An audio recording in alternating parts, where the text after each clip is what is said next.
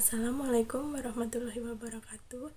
Perkenalkan, nama saya Widya Stuti dari Program Studi Pendidikan Profesi Guru Prajabatan Gelombang 2, Universitas Veteran Bangun Nusantara Sukoharjo. Di sini saya akan mempresentasikan desain inovasi dan refleksi pembelajaran mata kuliah seminar pendidikan profesi guru.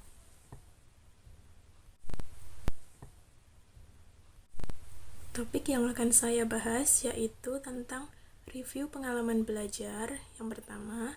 Untuk yang kedua, saya akan membahas tentang paradigma baru. Yang ketiga, saya akan membahas tentang desain inovasi. Kemudian yang keempat, saya akan membahas rencana tindak lanjut. Yang pertama, saya akan membahas tentang review pengalaman belajar. Di sini saya akan mereview mata kuliah pembelajaran sosial emosional. Nah, pada topik pembelajaran sosial emosional ini terdapat 5 topik, yaitu topik pertama, kompetensi sosial emosional berdasarkan kerangka kolaboratif for academic, social and emotional learning atau KESL.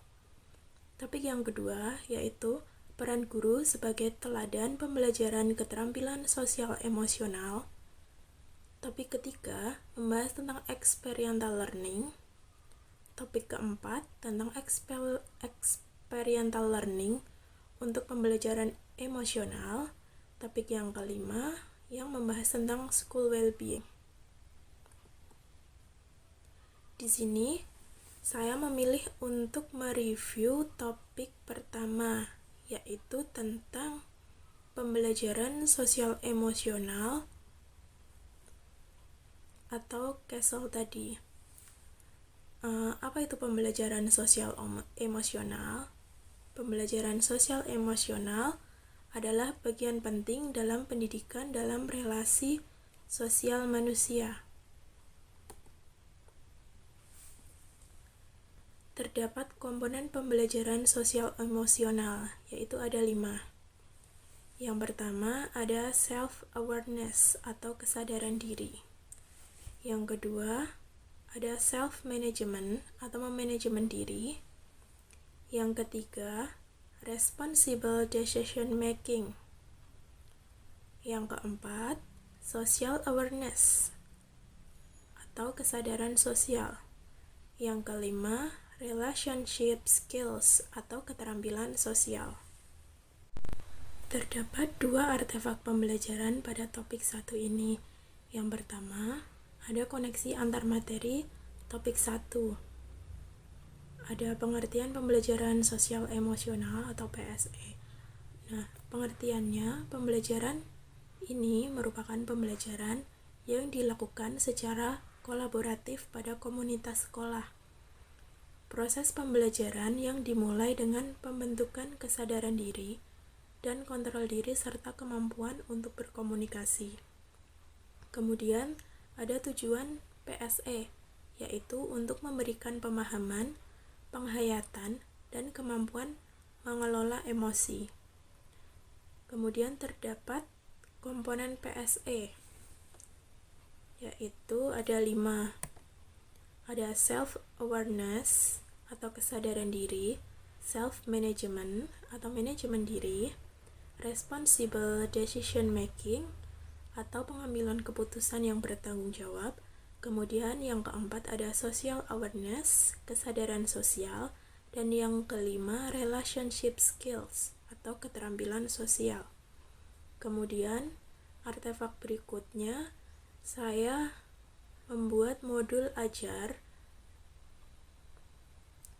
dengan mata pelajaran IPAS fase B kelas 4.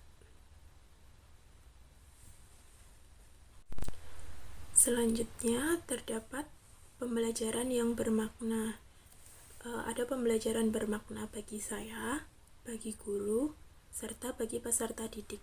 Bagi saya, pembelajaran ini dapat memperbaiki diri sendiri sebagai seorang individu dan sebagai calon guru dengan cara menyajikan pembelajaran yang tepat yang dapat memenuhi kebutuhan peserta didik. Yang kedua, memahami berbagai karakteristik yang dimiliki oleh peserta didik. Yang ketiga, menjunjung tinggi budi pekerti. Yang keempat, mampu mengelola sosial emosional dengan baik. Kemudian pembelajaran bermakna bagi guru. Yang pertama, membawa perubahan dengan cara membantu peserta didik mengembangkan karakter sesuai dengan profil pelajar Pancasila. Yang kedua, mendorong partisipasi aktif peserta didik dalam kegiatan pembelajaran. Kemudian, terdapat pembelajaran bermakna bagi peserta didik. Ada dua. Yang pertama, memberikan pemahaman, penghayatan, dan kemampuan untuk mengelola emosi dari peserta didik. Yang kedua, membantu peserta didik untuk tumbuh dan menjadi pribadi yang positif.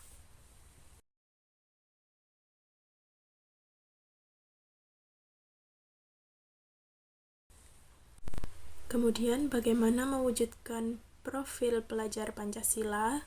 Di sini terdapat beberapa cara. Yang pertama, yaitu dengan menerapkan student center atau pembelajaran yang berpusat pada peserta didik. Yang kedua, guru sebagai fasilitator dan motivator. Kemudian, menggunakan pembelajaran abad 21, yaitu 4C, yang meliputi critical thinking, kreatif, collaboration, and communication. Yang keempat, menggunakan pembelajaran berbasis TPACK. Yang kelima, lingkungan belajar peserta didik sebagai sumber belajar. Kemudian yang keenam, pembelajaran sosial emosional. Kenapa harus menggunakan student center? Karena tujuan dari student center ini untuk meningkatkan daya kritis peserta didik dalam proses pembelajaran, mendorong peserta didik menguasai ilmu yang disampaikan, peserta didik mengenali gaya belajar yang sesuai dengan mereka, memperhatikan kebutuhan dan latar belakang pengajar atau guru, dan mengembangkan berbagai strategi dalam penilaian atau assessment. Guru sebagai fasilitator bertugas memberikan kemudahan belajar atau facilitate of learning kepada seluruh peserta didik agar mereka dapat belajar dalam suasana yang menyenangkan, gembira, penuh semangat, tidak cemas, dan berani mengemukakan pendapat secara terbuka. Kemudian, peran guru sebagai motivator, artinya guru sebagai pendorong peserta didik dalam rangka meningkatkan semangat pengembangan kegiatan belajar mengajar agar peserta didik tidak merasa jenuh. Kemudian, untuk pembelajaran abad 21 merupakan suatu peralihan pembelajaran di mana kurikulum yang dikembangkan menuntun sekolah untuk mengubah pendekatan pembelajaran dari teacher-centered learning menjadi student-centered learning. Hal ini sesuai dengan tuntutan masa depan di mana peserta didik harus memiliki kecakapan berpikir dan belajar. Cakupan 4C dalam pembelajaran abad 21 yang pertama yaitu critical thinking atau pemecahan masalah. Kemampuan ini merupakan pemahaman masalah dan pengoneksian informasi dengan menggunakan strategi kognitif untuk meningkatkan probabilitas pencapaian. Critical thinking sering bermakna sebagai kemampuan kognitif menalar, memahami dan menentukan pilihan, menyusun, mengungkapkan, menganalisis hingga penyelesaian masalah. Yang kedua yaitu creativity, merupakan kemampuan dalam mengembangkan, menyampaikan gagasan baru, bersikap terbuka, serta melaksanakan kegiatan dengan responsif. Kreativitas ini memiliki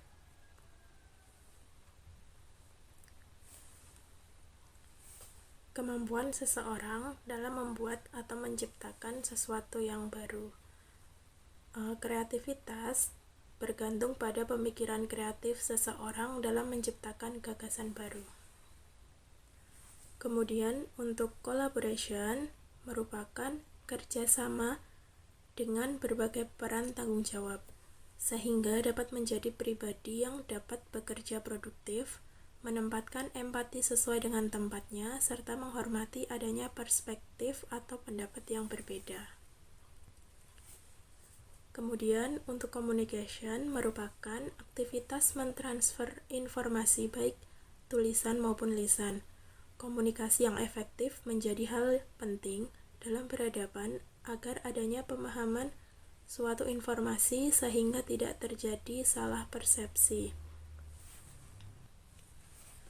Untuk TPACK atau Technological Pedagogic Content Knowledge merupakan pembelajaran yang menggunakan penerapan gabungan sistem pendidikan yang mengedepankan teknologi dan aplikasi tertentu dalam pembelajaran, yang contohnya menggunakan teknologi zaman sekarang atau pembelajaran menggunakan aplikasi, misalnya dengan Canva atau dengan pembelajaran yang lain sesuai dengan perkembangan zaman.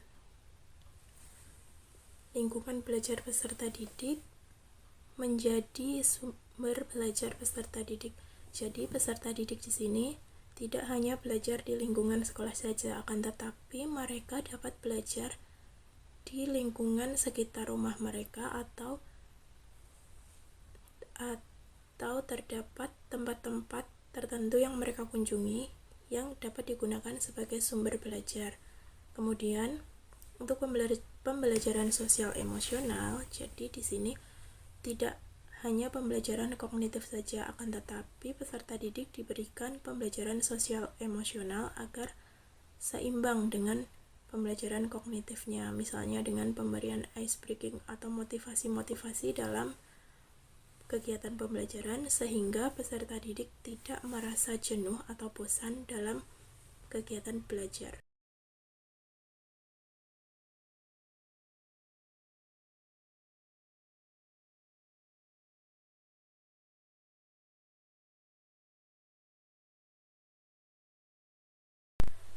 Kemudian di sini terdapat modul ajar matematika yang saya buat, yaitu dengan materi bilangan cacah besar untuk kelas 4 fase B semester 1. Di sini terdapat identitas sekolah, dilaksanakan di SD Negeri Pondok 2 Grogol, Sukoharjo. Ada nama penyusun hingga alokasi waktu. Kemudian yang kedua ada kompetensi awal. Peserta didik dapat membaca dan menulis angka hingga ratus jutaan. Kemudian terdapat juga profil pelajar Pancasila. Yang pertama, beriman bertakwa kepada Tuhan Yang Maha Esa dan berakhlak mulia. Untuk yang kedua, berkebinekaan global. Yang ketiga, gotong royong. Yang keempat, mandiri. Yang kelima, bernalar kritis. Yang keenam, kreatif. Kemudian ada sarana prasarana yang digunakan dalam kegiatan pembelajaran. Ada peralatan pembelajaran berupa laptop, speaker, kemudian ada proyektor, papan tulis, serta alat tulis. Untuk media pembelajaran, ada gambar yang berkaitan dengan jumlah penduduk dari beberapa negara.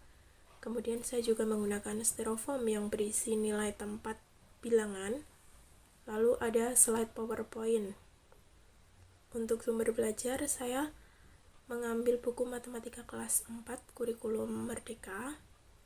Ada juga lembar kerja peserta didik.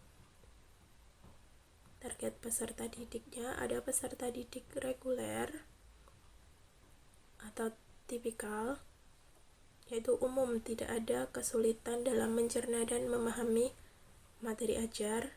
Yang kedua peserta didik dengan pencapaian tinggi. Yang ketiga, peserta didik dengan kesulitan belajar. Jumlah peserta didiknya di kelas 4B ada 26 peserta didik. Di sini saya menggunakan model pembelajaran problem based learning atau berbasis masalah dan menggunakan pendekatan TRL atau teaching at the right level. Kemudian strateginya menggunakan student center learning dengan metode diskusi, ceramah, tanya jawab, dan unjuk kerja. Kemudian terdapat tujuan kegiatan pembelajaran. Yang pertama, peserta didik dapat menganalisis bilangan sampai nilai tempat miliaran dengan benar melalui penugasan. Di sini ada C4. Yang kedua, peserta didik dapat membandingkan bilangan miliaran dengan melalui tayangan slide PowerPoint. Kemudian terdapat pemahaman bermakna, yaitu meningkatkan kemampuan peserta didik atau siswa dalam dapat membaca bilangan sampai nilai tempat miliar. Terdapat juga pertanyaan pemantik, yaitu bagaimanakah kita membaca bilangan dengan jumlah penduduk negara tersebut. Di sini terdapat persiapan pembelajaran, yaitu guru menyiapkan sarpras yang akan dibutuhkan selama kegiatan pembelajaran, seperti mempersiapkan modul ajar, media pembelajaran, dan LKPD. Yang kedua, guru mengingatkan peserta didik untuk menyiapkan alat tulis serta bahan-bahan yang akan digunakan untuk kegiatan pembelajaran. Nah, di sini terdapat kegiatan pembelajaran yang memuat CASEL.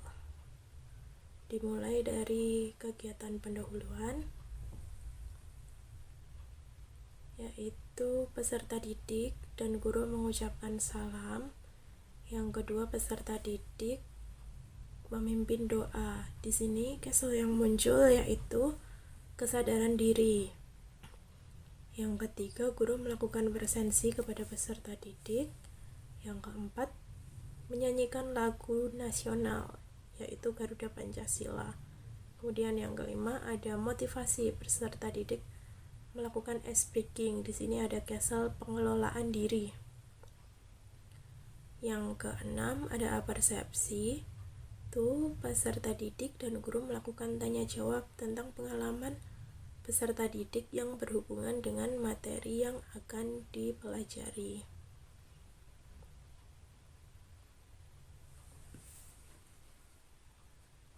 Kemudian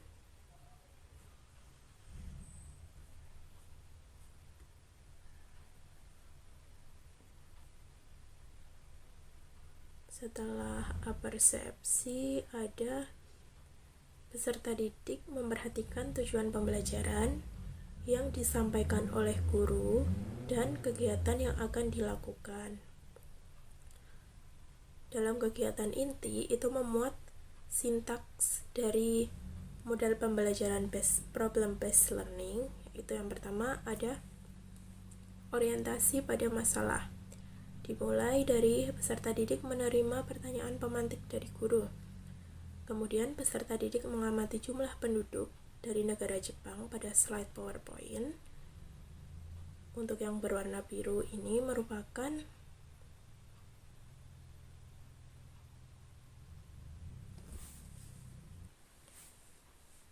dimensi profil pelajar Pancasila. Kemudian, peserta didik diberikan kesempatan untuk berpendapat atau bertanya tentang apa yang ditayangkan oleh guru. Kemudian, peserta didik mengamati lagi jumlah penduduk di negara Jepang, lalu menerima penegasan dari guru, yaitu 10 kumpulan 100 juta itu adalah 1 miliar, 10 kumpulan 1 miliar adalah 10 miliar, kemudian 10 kumpulan 10 miliar adalah 100 miliar. Kemudian peserta didik juga mengamati tabel nilai tempat yang akan memudahkan mereka dalam membaca jumlah penduduk dari negara-negara. Untuk sintak yang kedua, yaitu mengorganisasikan kegiatan pembelajaran. Di sini peserta didik dibagi menjadi 5 kelompok. Di sini muncul Castle keterampilan berhubungan sosial dengan dimensi profil pelajar Pancasila gotong royong. Dan dalam kegiatan berkelompok tersebut juga peserta didik akan mengerjakan LKPD dan dikerjakan secara berkelompok.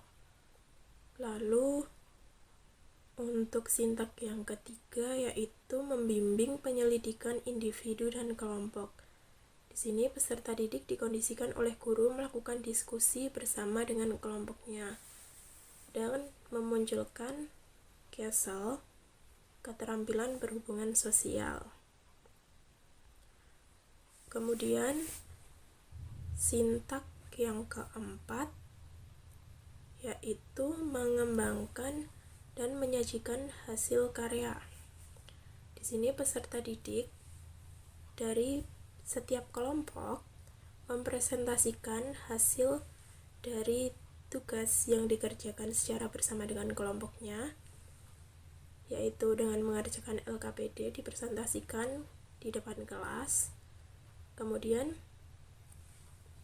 peserta didik bersama guru memberikan apresiasi kepada kelompok yang maju mempresentasikan hasil kerja kelompoknya. Di sini muncul Castle kesadaran sosial. Lalu untuk sintak yang kelima itu menganalisis dan mengevaluasi proses pemecahan masalah. Di sini peserta didik bersama guru mengoreksi hasil kerja kelompok. Setelah mengoreksi kerja kelompok, agar suasana tidak membosankan atau peserta didik muncul semangat lagi, peserta didik bersama guru melakukan ice breaking. Di sini muncul Castle pengelolaan diri. Kemudian peserta didik memperhatikan penegasan dari guru mengenai materi yang sudah dipelajari apa saja. Lalu peserta didik dan guru melakukan tanya jawab mengenai materi apa yang sulit yang dipelajari peserta didik pada saat pembelajaran tadi. Lalu peserta didik dan guru membuat kesimpulan.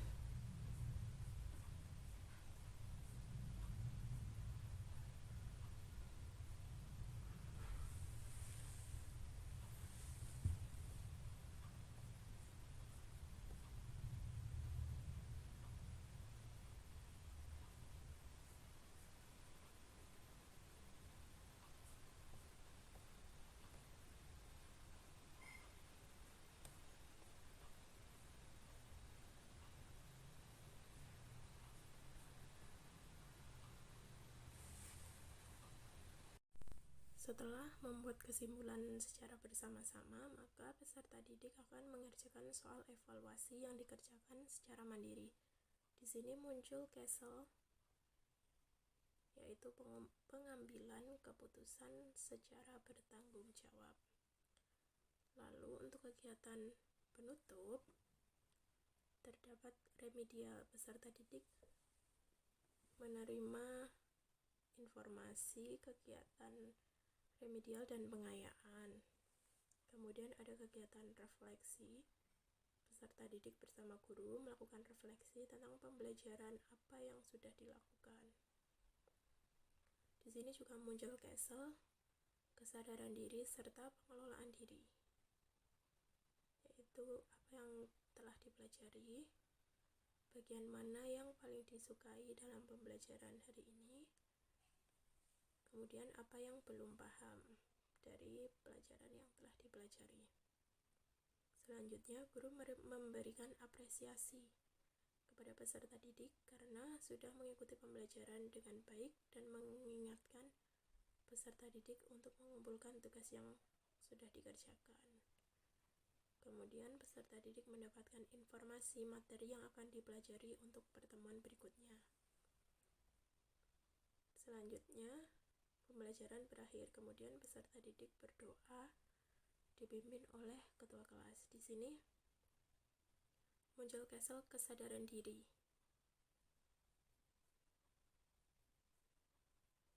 Dan di sini ada refleksi bagi peserta didik dan bagi guru. Lalu ada penilaian, yaitu ada penilaian diagnostik, formatif, dan sumatif. Kemudian ada penjelasan tentang kegiatan remedial, pengayaan, ada glosarium, pustaka, ada lampiran-lampiran. Di sini ada lampiran bahan ajar, media, pembelajaran, LKPD, instrumen penilaian dan soal evaluasi, kemudian ada remedial dan pengayaan. Nah, di sini terdapat lampiran. Yang pertama yaitu bahan ajar, yaitu mengenai bilangan cacah besar. Di sini ada pengertiannya. Tadi ada penegasan tentang bilangan miliar, kemudian ada nilai tempat. Kemudian di sini ada media yang saya gunakan berupa slide PowerPoint yang memuat tentang judul, lalu arahan-arahan untuk melakukan kegiatan pembelajaran, seperti ada video untuk menyanyikan lagu nasional, penyampaian tujuan pembelajaran, kemudian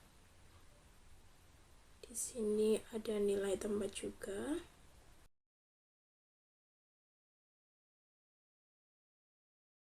Ada LKPD yang akan dikerjakan oleh peserta didik. Di sini ada tujuan pembelajaran pada LKPD, lalu ada petunjuk pengerjaan LKPD, yaitu LKPD dilakukan secara berkelompok, kemudian peserta didik mendengarkan instruksi untuk mengerjakan LKPD. LKPD-nya berisi tentang jarak planet ke matahari. Nanti di sini peserta didik akan menuliskan angka-angka, kemudian membaca bilangan miliar. Dalam LKPD ini muncul keterampilan berhubungan sosial. Di sini juga ada instrumen penilaian, ada penilaian pengetahuan, terdapat kisi-kisinya, ada level kognitif juga. Di sini saya menggunakan C4, temu analisis. Ada soal evaluasi yang memunculkan pengambilan keputusan yang bertanggung jawab.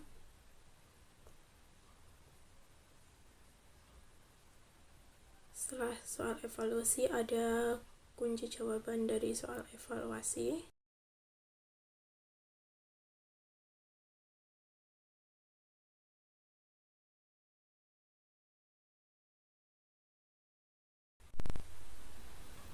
Topik selanjutnya yang akan dibahas yaitu mengenai rencana tindak lanjut. Berdasarkan hasil desain invensi atau inovasi pembelajaran yang telah disusun, maka strategi yang dapat diimplementasikan yaitu menyusun perangkat pembelajaran yang terdiri dari modul ajar beserta dengan lampiran-lampirannya. Contohnya ada materi ajar, media pembelajaran, LKPD, dan rubrik penilaian. Yang semuanya tadi akan diimplementasikan menjadi pembelajaran yang lebih baik dari pembelajaran yang sebelumnya telah dilaksanakan. Itulah desain inovasi yang saya sampaikan. Kurang lebihnya saya mohon maaf. Terima kasih. Wassalamualaikum warahmatullahi wabarakatuh.